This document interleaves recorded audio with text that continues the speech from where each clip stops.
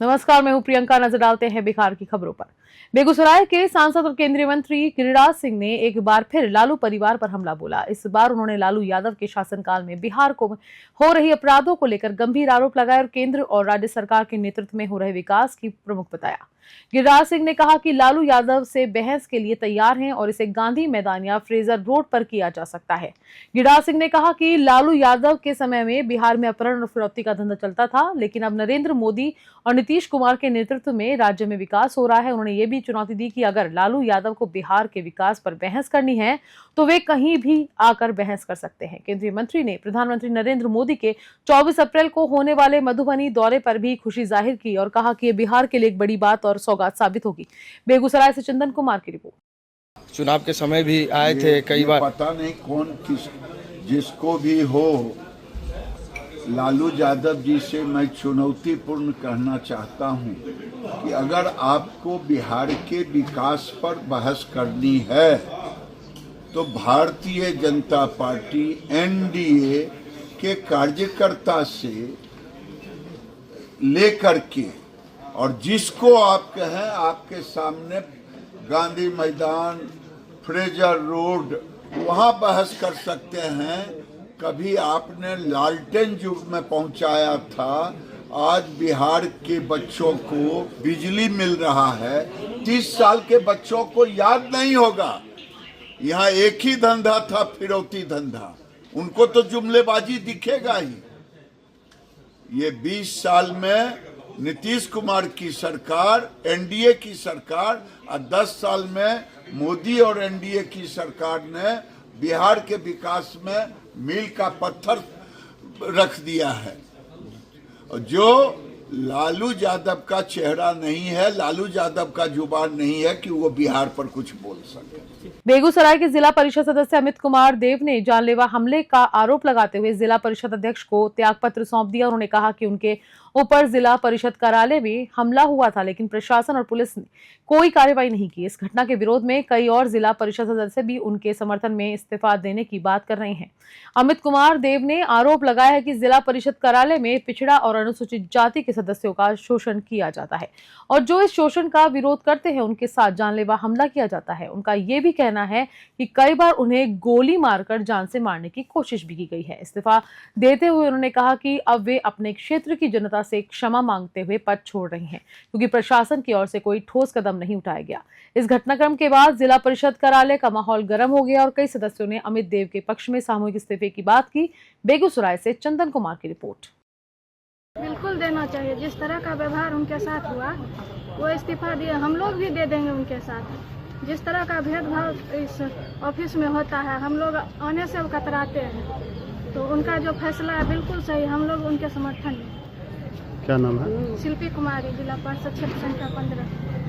सदस्यों के साथ लगातार नाइंसाफी होती है, खासकर जो दबे कुचले, हम तो नहीं कहेंगे, लेकिन यहाँ दबे कुचले उनको समझा जाता है। जैसे हम वैश्य का बेटा है, बनिया है, तो हम किसी का विरोध नहीं यहाँ कर सकते। गलत का विरोध करेंगे तो जान से हाथ गंवाएंगे, मार खाना पड़ेगा। वो अध्यक्ष चैम्बर और सदस्य के सामने सदस्य का पति आएगा और मेरे ऊपर हमला कर देगा। आज यहाँ अधिकांश पिछड़ा अनुसूचित जाति के सदस्य प्रताड़ित हैं, उनके क्षेत्र में काम नहीं हो पाता है, और जो सामंती सोच के लोग हैं उनके क्षेत्र में करोड़ों अरबों करोड़ का कार्य हो रहा है। दरभंगा में एम्स निर्माण कार्य का शुभारंभ हो गया है। स्वास्थ्य मंत्री मंगल पांडे ने बताया कि साइट पर जेसीबी मशीनें और निर्माण सामग्री पहुंच चुकी है। शुरुआती चरण में बाउंड्री वॉल का कार्य शुरू हो चुका है। दरभंगा के शोभन क्षेत्र में बनने वाले अखिल भारतीय आयुर्विज्ञान संस्थान यानी कि एम्स की नींव अब मजबूत होने लगी है। केंद्रीय मंत्री मंगल पांडे ने बताया कि पीएम नरेंद्र मोदी और सीएम नीतीश कुमार की उपस्थिति में भी भूमि पूजन के बाद निर्माण कार्य की शुरुआत हो गई है। इस स्थल पर जेसीबी और भारी मशीनें कार्यरत हैं और बालू, गिट्टी, मिट्टी जैसे निर्माण सामग्री का आगमन भी जारी है। ये परियोजना उत्तर बिहार के स्वास्थ्य ढांचे को नई दिशा देने वाली है। मौके पर भू राजस्व मंत्री संजय सरावगी, समाज कल्याण मंत्री मदन सहनी, सांसद गोपाल जी ठाकुर, विधायक रामचंद्र शाह और जिलाधिकारी राजीव रोशन भी मौजूद रहे। दरभंगा और समूचे मिथिला क्षेत्र के लिए बेहद गर्व की बात है। दरभंगा से राहुल चौधरी की रिपोर्ट। अरवल जिले में महिला संवाद कार्यक्रम में बढ़ रही है महिलाओं की भागीदारी। शेरपुर गांव में भी महिलाओं ने योजनाओं के अनुभव साझा किए और नई मांगों को रखा। सरकार की नीतियों और योजनाओं को जमीनी स्तर पर जांचने और सुधार के सुझाव लेने के लिए आयोजित महिला संवाद कार्यक्रम में अब अरवल की महिलाएं खुलकर सामने आ रही हैं। जिले के 5 प्रखंडों में 10 स्थानों पर सफल आयोजन के तहत कुल 3215 महिलाओं ने भाग लिया।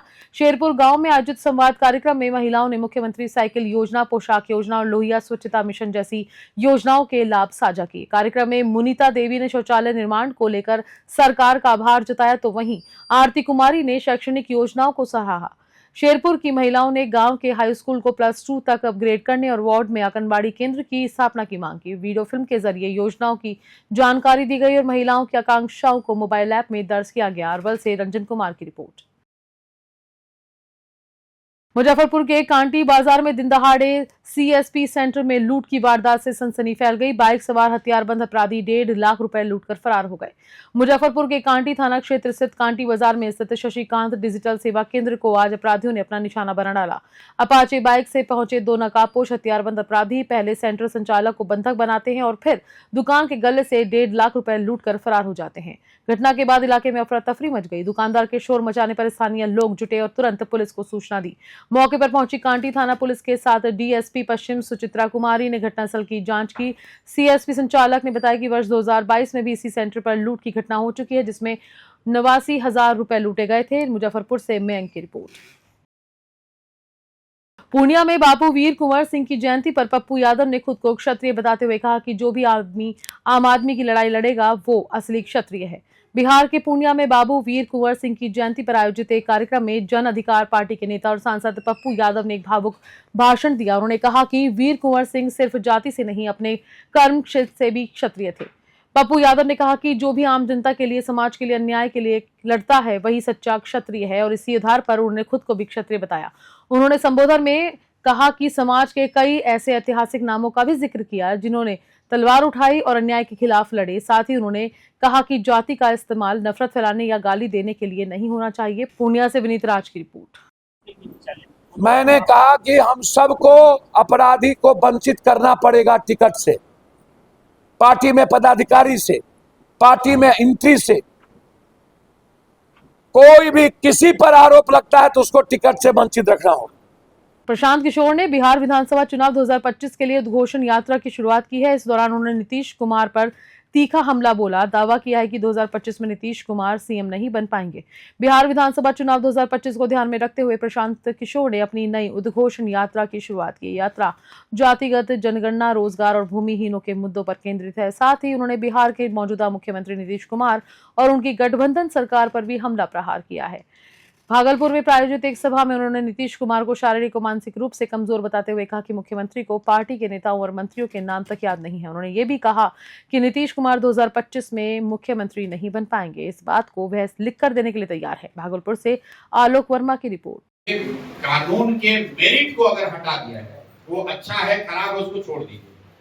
हमारा या जनसुराज का वक्फ बोर्ड को लेकर विरोध इस बात को लेकर है कि जब देश बना, कुछ जो बेसिक मूल्यों के साथ देश बना, उसका संविधान बना, उनमें अगर कोई आप आमूलचूल परिवर्तन करते हैं तो जो लोग भी ये परिवर्तन कर रहे हैं उनकी ये जवाबदेही है, नैतिक और राजनीतिक जवाबदेही है कि जो समाज का वर्ग उससे प्रभावित हो रहा है उसको विश्वास में लेकर वो कानून बनाया जाए। वक्त का कानून जो बना है, मुझे नहीं लगता है कि भाजपा वाले उस वक्त में ट्रांसपेरेंसी लाने के लिए या उस कोई फंक्शनिंग को बेहतर करने के लिए लेकर आए हैं। विशुद्ध तौर पर हिंदू मुस्लिम की राजनीति करने का इनका एजेंडा है। नीतीश कुमार बीमार, जाना है उन्हें सत्ता से बाहर, कुछ ऐसा ही कहा जनसुराज पार्टी के संस्थापक प्रशांत किशोर ने। भागलपुर के परिसदन में पहुंचे प्रशांत किशोर ने जब प्रेस वार्ता की, इस दौरान उन्होंने कहा कि बिहार में जो बीजेपी और जदयू की एनडीए गठबंधन सरकार है वो जनता को महज लूटने का काम करती है। हालांकि उनके कई दावे ऐसे दिखे जो कहीं न कहीं जनता उसे सच मान भी रही है। देखना दिलचस्प होगा कि आने वाले चुनाव में जनसुराज को लेकर लोगों में क्या उत्साह है, क्या भीड़ है और कितने परसेंटेज का मतदान जनसुराज कर पाती है। आलोक वर्मा, न्यूज़ 21 भागलपुर। खबरों में फिलहाल इतना ही। मैं लेती हूँ इजाजत। नमस्कार।